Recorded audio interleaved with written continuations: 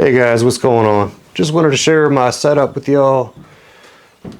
Maybe I can help y'all out a little bit. Maybe y'all can help me out a little bit. This right here is a 45-foot shipping container. These are my rat racks. This right here is what I'm using to put all my females that they're having trouble breeding. I don't know which ones are breeding, which ones ain't.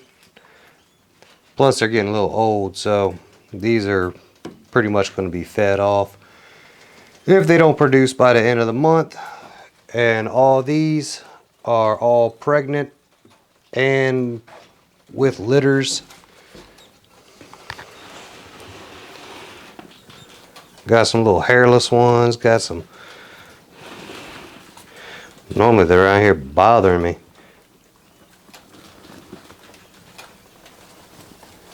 They're cute as a Rex.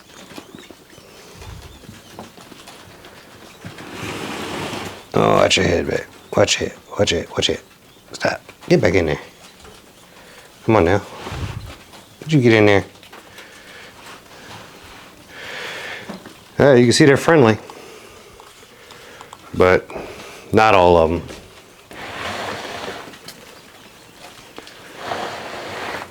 But they get the Missouri 6F and some, what is it, doggy bag from Tractor Supply.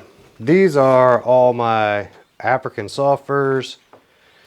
These guys are great, except for, as you can see, they don't even eat their food. They just, I think it's a game to them. So they go through, I don't know if I need more toys in there, or I don't know how y'all do y'all's. These are my maternity racks. This is the only one that I have that's actually set up on a gravity fed bucket system, which I hate because it tears my shoulder up. This is what all the other ones are on.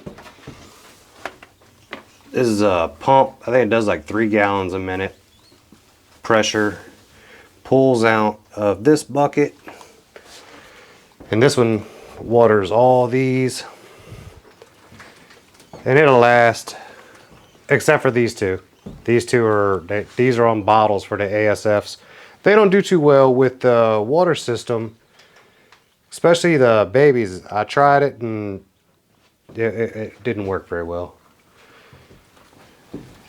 Then here,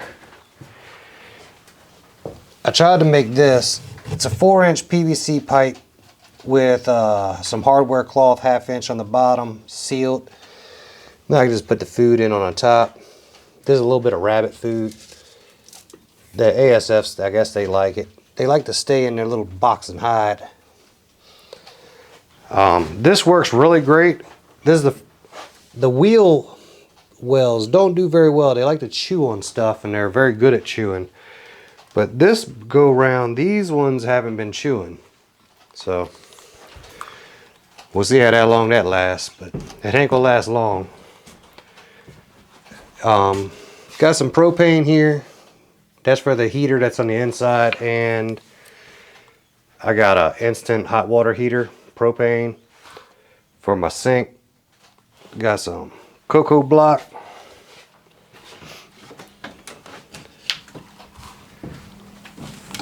This is my incubator. I don't know if it'll zoom in on that or not. Of course not. It's got a glare on it.